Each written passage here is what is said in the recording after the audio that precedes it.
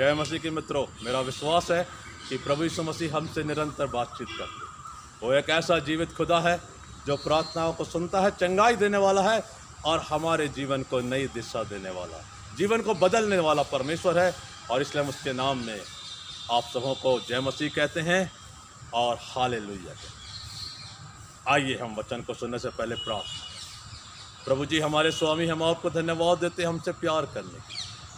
और पिताजी, आपने हमसे प्यार किया और स्वर्ग से नीचे उतर आए, क्रूस पर अपने प्राणों का बलिदान कर दिया कि सारी मानव जाति बचाई।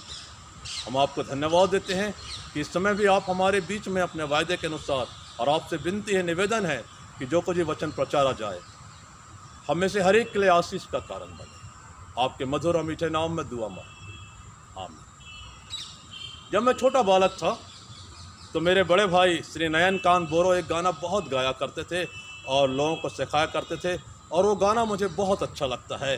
और वो गाना जो मैं पाठ आपके साथ शेयर करने जा रहा हूँ उससे बड़ा महत्वपूर्ण है।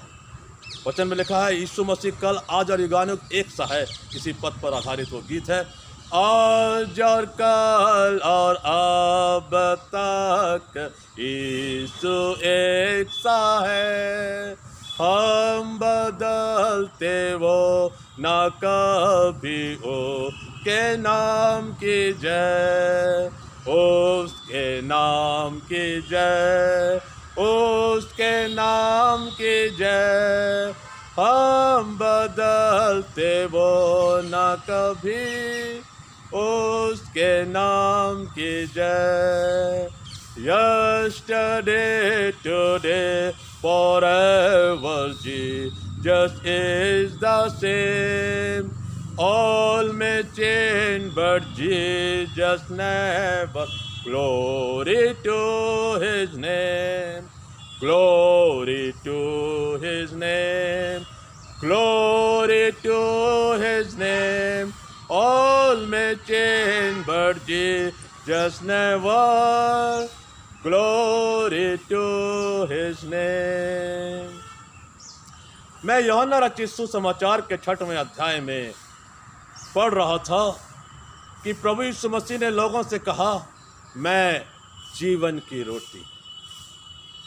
और वो जीवन की रोटी आज भी सारे संसार में लोग जब जब खाते हैं वो आशीषित हो जाए।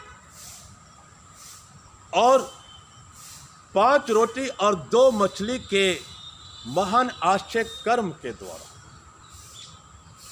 वहां पर लिखा है कि बचे हुए टुकड़ों से भरी हुई 12 टोकरियां उठाई गई। आज मैं ये 12 टोकरियां आपके साथ बांटने जा रहा हूं। 12 का अंक बाइबल में बहुत महत्वपूर्ण है।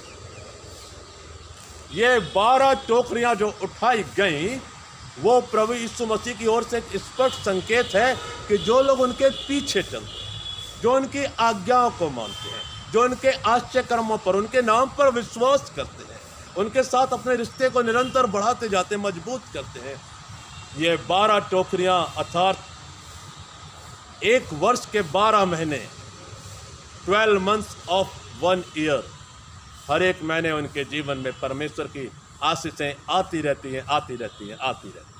What a blessed word of God and what a blessed Lord Jesus we serve. Hallelujah. और बचपन से लेकर आज तक मेरा अनुभव है, मेरे पिता पासवान थे, उनके जीवन से मैंने सीखा, बहुत से प्रभु के दास दासियों के जीवन से सीखा कि जिन्होंने समर्पण का जीवन जिया, हर एक संघर्ष में भी ये 12 आशीषों की टोकरियां, 12 महीने उनके जीवन में जो आशीषें परमेश्वर देता था, काम करता था, वो कभी बंद नहीं हुआ, खत्म नहीं हुआ। और हम में से हर एक के जीवन में हो सकता है। जिन्होंने प्रभु यीशु मसीह को अभी तक अपने उद्धारकर्ता के रूप में स्वीकार नहीं किया है, उनके लिए बहुत शानदार वचन है, वचन के अनुसार कि आप प्रभु यीशु मसीह को विश्वास करके अपना बना लीजिए, और जो उसे अपना बना लेते हैं उनके जीवन में ये 12 टोकरियां हमेशा आशीष की टोकरियां बनकर उमड़ती रहेंगी, भरी रहेंगी। दूसरी जो ऐतिहासिक बात है वो है कि इस्राएलियों के 12 गोत्र थे और परमेश्वर ने उन्हें अपनी चुनी हुई प्रजा कहा और ये भी आशीष दी कि तुम उस प्रतिज्ञा के देश में प्रवेश करोगे जो मैंने तुम्हारे लिए रखा है, कनान। प्रभु यीशु मसीह के 12 शिष्य थे जो अलग अलग जगह से आए थे, अलग अलग वर्ग के थे, और उनको प्रभु यीशु ने सबसे बड़ी आज्ञा दी कि तुम सब 12 अलग अलग सिंहासनों पर बैठो। ये है प्रभु का अनुग्रह। 12 इस्राएली गोत्र, ट्राइब, 12 चुने हुए शिष्य। यद्यपि यहूदा इस्करियोती का विश्वास प्रभु यीशु मसीह पर जो आ गया, उसने उन पर पूर्ण रूप से विश्वास नहीं किया और उसने अपने जीवन को विनाश कर डाला। लेकिन बाद में मत्तियाह चुना गया उसके बदले में प्रभु के स्वर्गारोहण के बाद, और ये 12 शिष्यों ने सारे संसार में जाकर उथल पुथल मचा दी परमेश्वर के संदेश के द्वारा, और लोगों ने प्रभु यीशु मसीह को उद्धार करके ग्रहण कर लिया। अगर आज वो 12 शिष्य नहीं गए होते तो शायद हम भी प्रभु यीशु मसीह को नहीं जान पाते। इसलिए हम उनके सामने शीश नवाते हैं और उनकी सेवाओं के लिए अपने हाथ उठाकर परमेश्वर पिता को धन्यवाद देते हैं। और 12 शिष्यों के जीवन में जो हमने सीखा है कि प्रभु ने उनके लिए विशेष स्थान रखा है, और न केवल उनके लिए परंतु हर एक वो जन जो कि प्रभु यीशु मसीह पर विश्वास करता है, उसे प्रभु यीशु मसीह ने आशीषित किया है। यूहन्ना 11 और उसके 9, 10, 11 पद में लिखा हुआ है कि शिष्यों को प्रभु यीशु मसीह कह रहे हैं, क्या दिन के 12 घंटे नहीं होते? यदि कोई दिन में चले तो ठोकर नहीं खाता, क्योंकि वो दिन का उजाला देखता है, लेकिन यदि कोई रात को चले तो वो अंधकार में चलेगा और ठोकर खाएगा। हमें ये दिन के समय में अपने काम पूरे करने हैं। वचन में लिखा हो, रात आने वाली है फिर हम काम नहीं कर पाएंगे। इसका अर्थ ये है कि परमेश्वर पिता ने हमें जो जो जिम्मेदारियां दी हैं वो हमें दिन के उजाले में पूरा कर लेना है।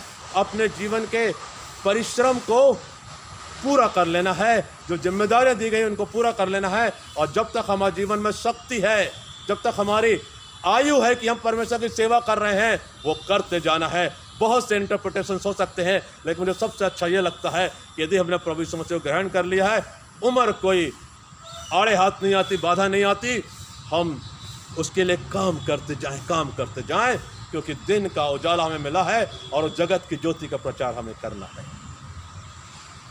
अंतिम बात जो मैं आपके साथ बांटना चाहता हूँ, वो वचन से पढ़ना चाहता हूँ। अच्छा है हम पढ़ेंगे और आशीषित होंगे।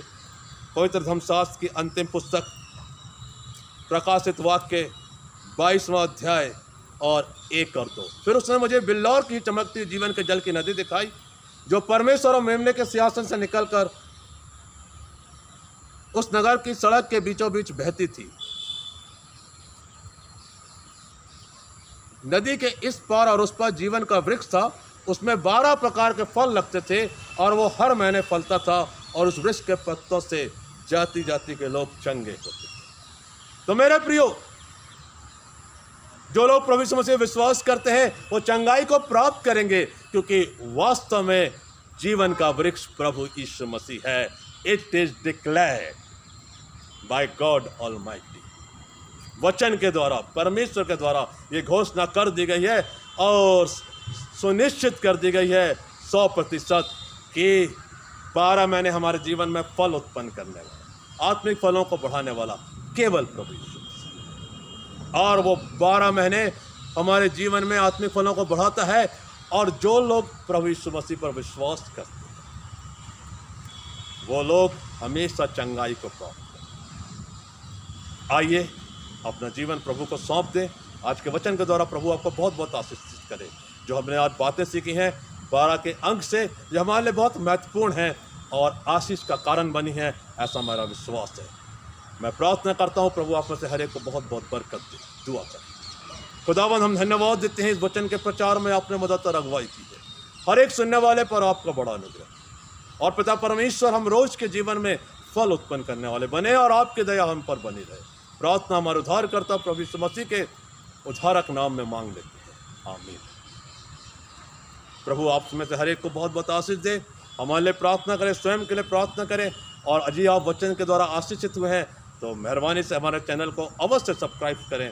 प्रभु आपको बहुत बहुत बरकत से परिपूर्ण करे, आमीन।